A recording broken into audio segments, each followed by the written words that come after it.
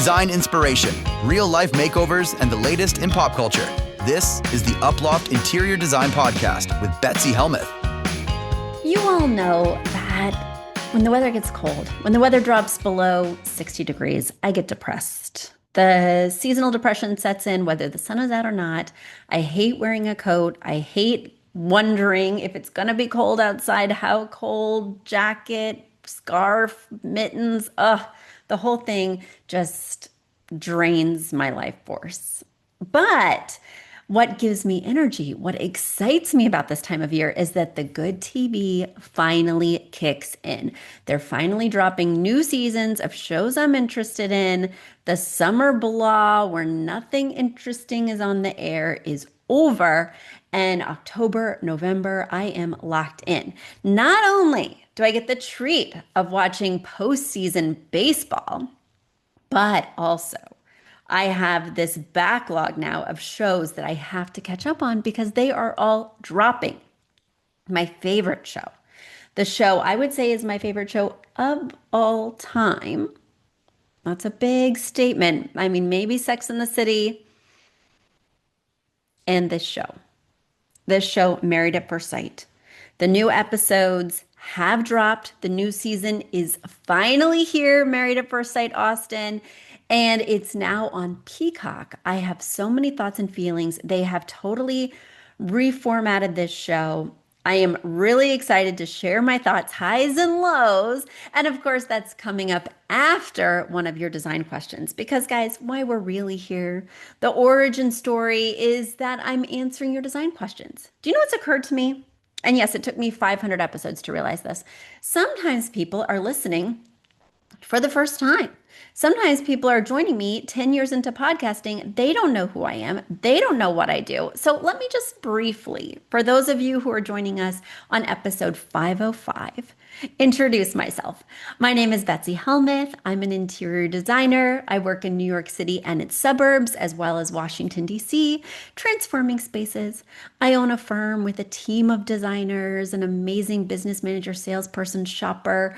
We are just plugging along, and we have been for 20 years. So the podcast on the air for 10, in business 20 years. So many clients that have been challenging, have been inspiring, have been exciting, and it continues. I have a handful of clients right now, this very second. So if you didn't know me, now you do. Not only do I run an interior design firm, I teach people to be interior designers because I have a program that I use to train my designers, whether they've been to interior design school or not. If you want to work with me, you have to go through this program that's pretty rigorous. It takes about a month to complete when you're working for me, but now I've put them all on videos, this program, so that anyone can take it. And so I teach people who have always dreamed of being an interior designer not only how to run business aspects of your new venture, but also all the foundational education you need to be a good designer.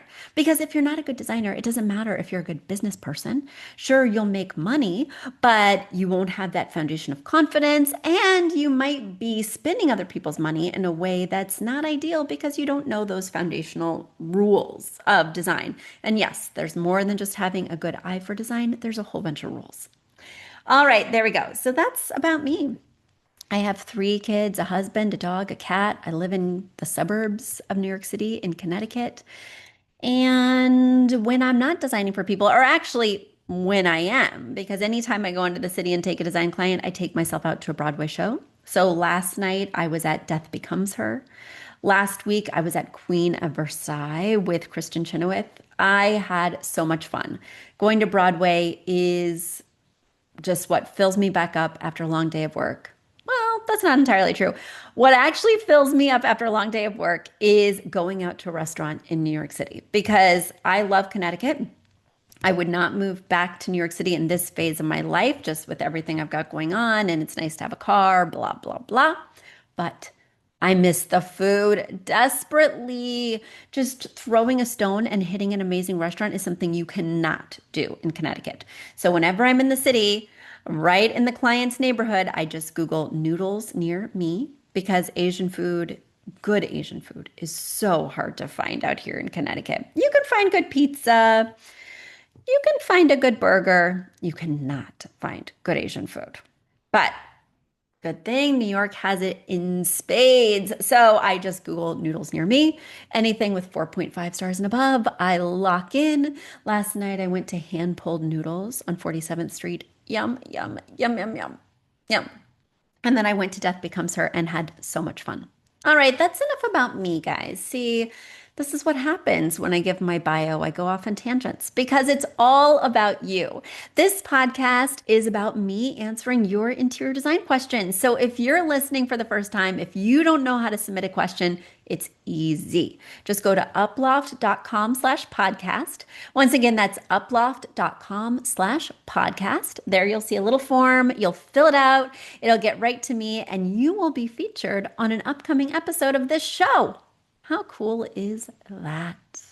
All right, everyone, without further ado, I am reaching into the mailbag, which is getting a little low. So, guys, if you're working on some projects before the holiday season, now's the time. Send me these questions because you can get answers before Thanksgiving, before Christmas or Hanukkah or Kwanzaa. So send them. I'm here for you. My question this week comes from Gabby, and Gabby is writing all the way from Folsom. She did not put the state, so I don't know where Folsom is, but Folsom Prison. That's the only Folsom I'm familiar with. Okay, let's dig in. Maybe she's writing from Folsom Prison, guys. That would be a first that I know of, somebody writing in from prison, but that would be amazing. Designing a comforting, cozy,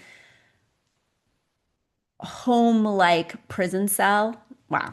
I mean, I think I've lived in a few prison cells, what with a 50 square foot apartment and a 225 square foot apartment, but designing a real prison cell would be a boon. Anyway, you write, Gabby, you write, "Hi, Betsy, you've answered some questions I had before about my family room and it was super helpful. I'm still working on it. I could ask a million questions, but I know you are so busy, so I'm going to limit it to one. Backstory. My style is luxurious French country, walking that line between the soft lines and colors of French country and the clean, shiny elements of luxury. We might even be skating into traditional transitional. My problem is with these window treatments. With treatments, can I put here that what treatments, excuse me. What treatments can I put here that soften the space and go with the style?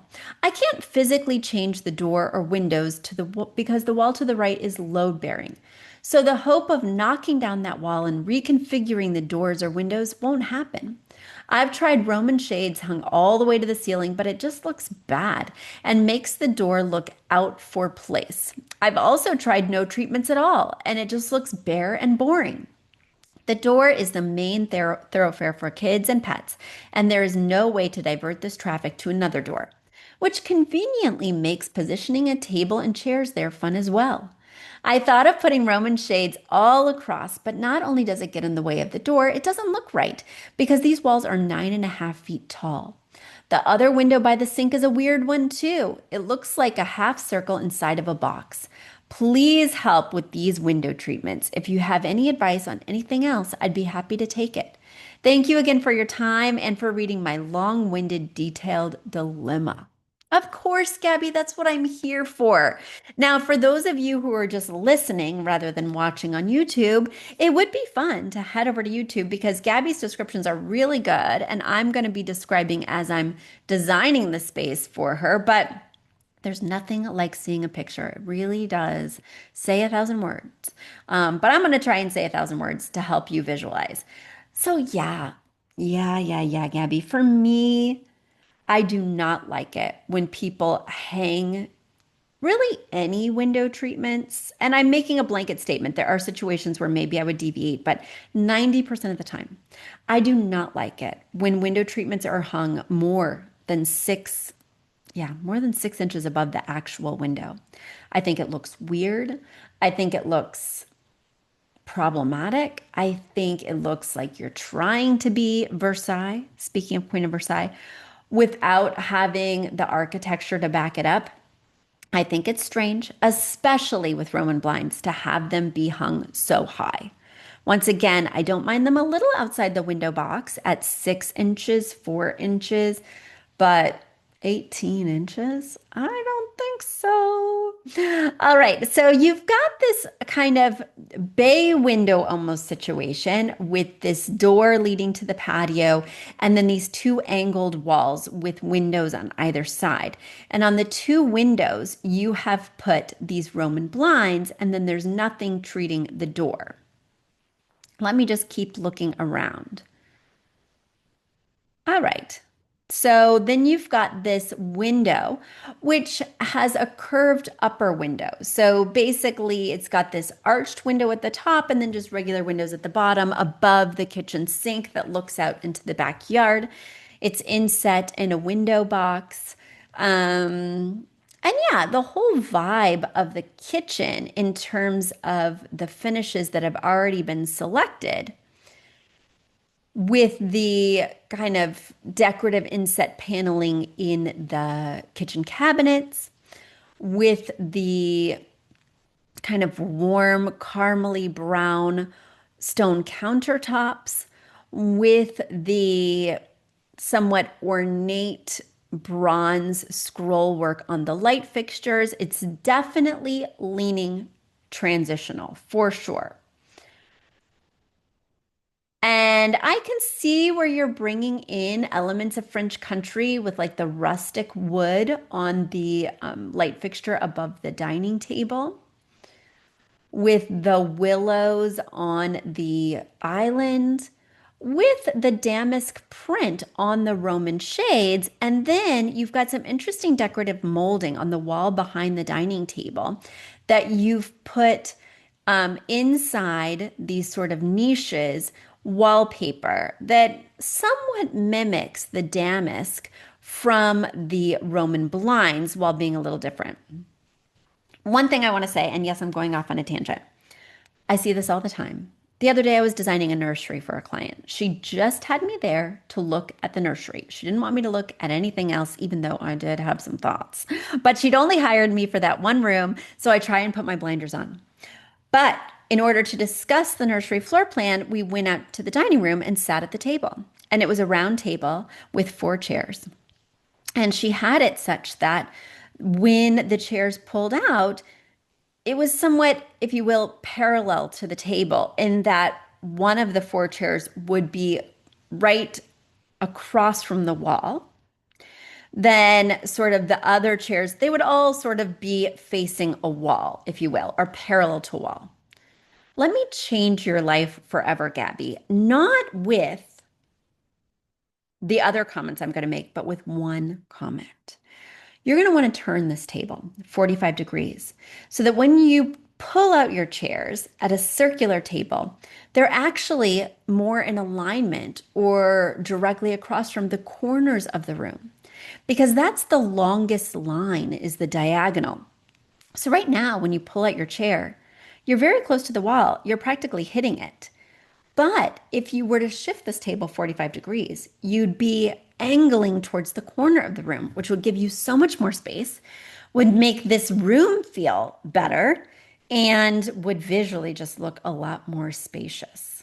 Okay, so that alone, if you do nothing else, will transform this space. But let's talk about what else we can do to transform this space, because I have lots of thoughts and feelings, and they don't all have to do with window treatments. Let me rapid fire some window treatment suggestions right now. First of all, I don't think you should do anything about the kitchen window. When I'm looking out this kitchen window, which is very problematic and going to be difficult to dress, and even if you do dress it, it's going to have some kind of header at the top because it's going to be a blind. And that is going to take away from the beautiful shape of the window, not to mention eat up some natural light. If you don't need the privacy, I would not dress the kitchen window, the one right above the sink. If you do need privacy, I would do a blind that's inset mount inside this deep window box, but that's set relatively close to the window itself and would just fully come down. I'm not convinced it would be a Roman because that header is going to be so big and going to visually eat up a ton of this window that's really only 3 or 4 feet high. Instead, I might do a very slim line, even translucent blind that when it came down still allowed light to come through and had a very minimal header at the top. So that way I can see the beautiful shape of this unusual window. Now, because the door that's in between these sort of bay window type moments, because the door is used so often and because there's a light switch beside the door, my first inclination, my first answer would be to not dress it at all, to not put anything there. People are coming and going. I don't want, shoes next to the fabric of drapes, next to high traffic, blocking, obstructing, and then people can't even find the light switch. I would do nothing with it unless you are finding that you need the privacy. Now, there's also this way to dress it that is kind of a French door application, where on the door frame itself, there's a small rod at top and bottom, and then there's a somewhat gathered fabric panel that's taut from the top right above where the glass starts to the bottom, right below where the glass starts. There's two little rods, and then the fabric is taut. And sometimes you can have like a tie back that gathers in the middle.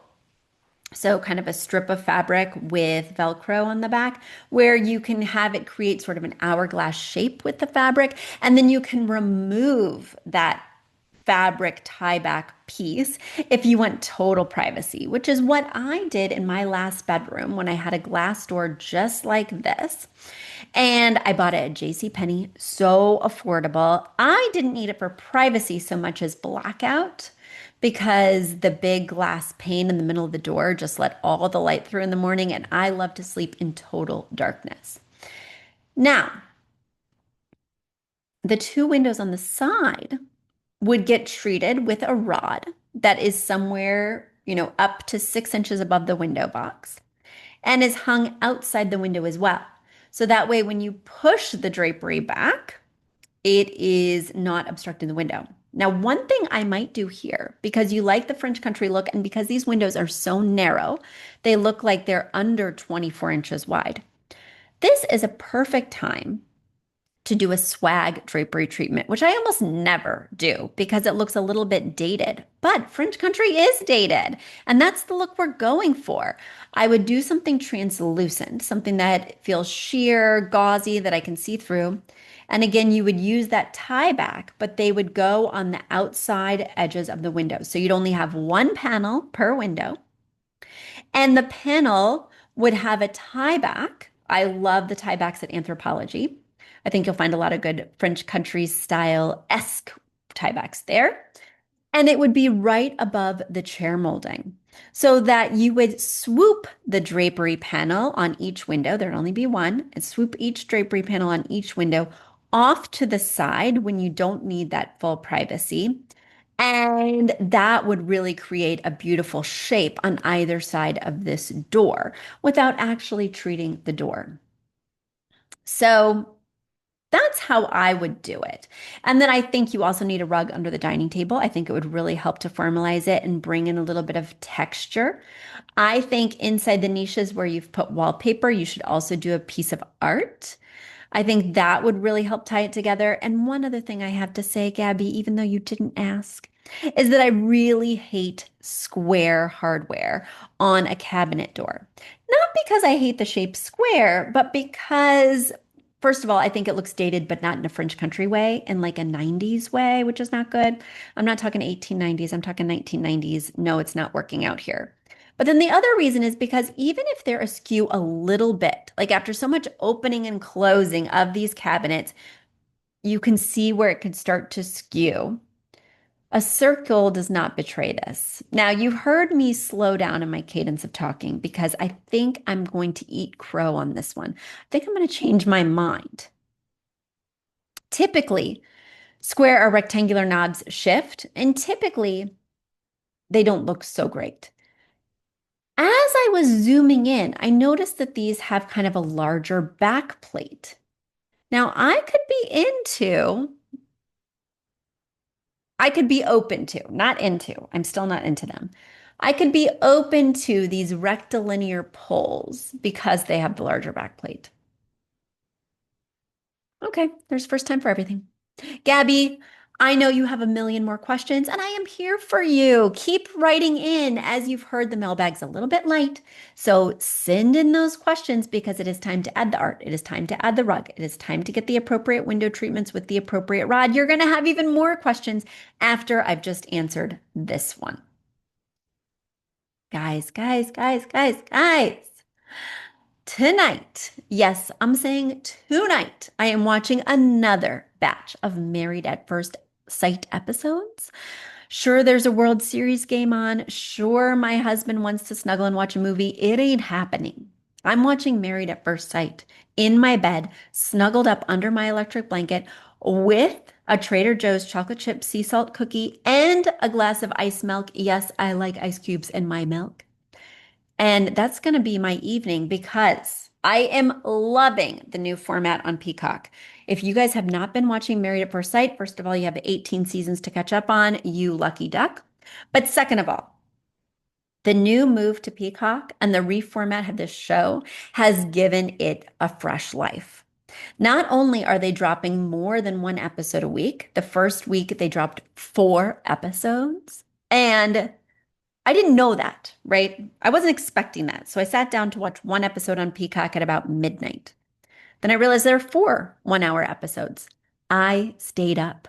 I watched them all. I got no sleep. The next day I was a wreck. I had to take a nap, which I never do. I was unable to function, and it was 100% worth it. Oh, yes, it was. Anyway, tonight 3 episodes are dropping. I will be watching. I will be riveted because let me tell you what's different. They got rid of the picking out wedding dresses, which was slowing everything down. I wish Love is Blind would take that note.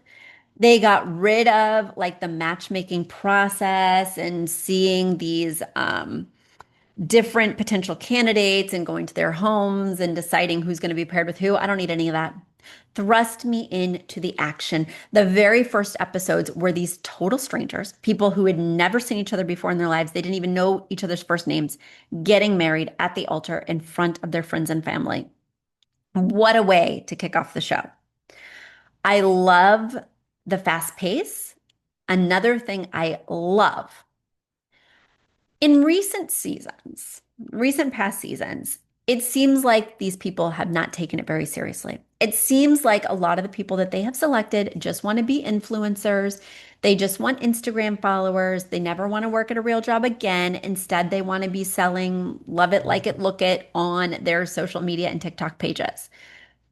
It has led to disastrous outcomes where they're not being real on camera. All sorts of stuff is going on behind the scenes.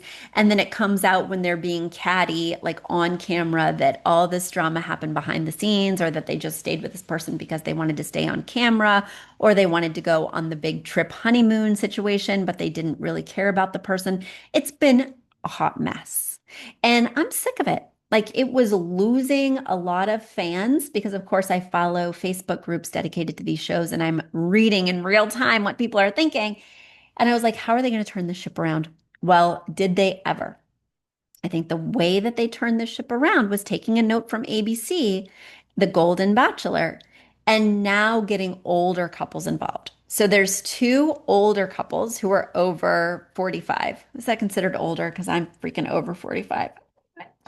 There's older couples involved, which I am so here for. And additionally, there's younger couples as well. But I love that the older couples can kind of, at a maturity level, bring a seriousness, make it not so catty, make it not so viral, if you will. I'm excited for what they're bringing, even though I do not think that the matches made with the older couples are going to ultimately work out. Let's get into it. Let's get into it. Josh and Jalen are giving me life. I think that they are an amazing couple. He owns a roofing company and basically, built it from nothing. She's a realtor who seems fun loving. They both seem to be in it for the right reasons and they have an instant connection. The other thing I'm really excited about is like all these couples have already had sex. Oftentimes there's people who wait and you can tell they're just not into each other. People who, don't want to get physical at all. They don't even want to touch the other person, or they're using physical touch as like a power play. I love that all these couples just got real. Let's move to the next couple, Patrick and Rhonda. So, Patrick has been married before, as has Rhonda. She has like all these amazing kids, four amazing kids who love her. She's over the top. She, I think, is going to turn out to be a pretty difficult personality. And he seems to be loving her fun-loving nature right now.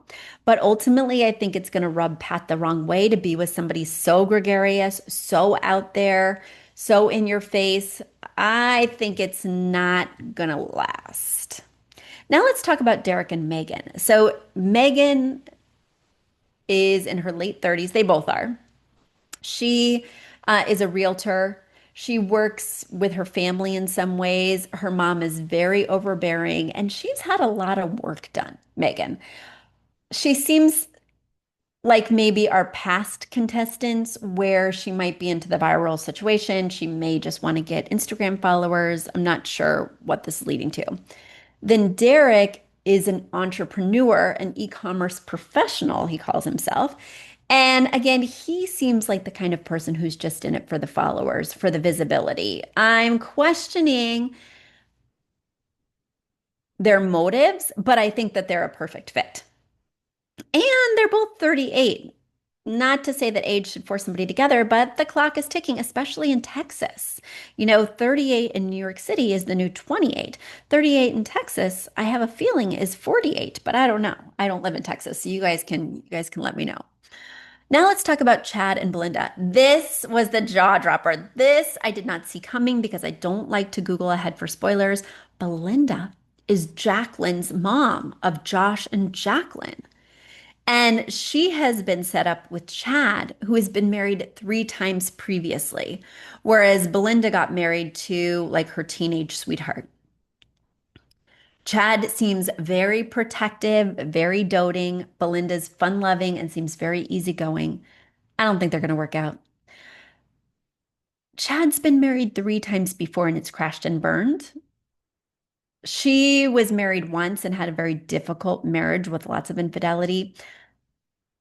I think his marital history is going to feel like instability for her.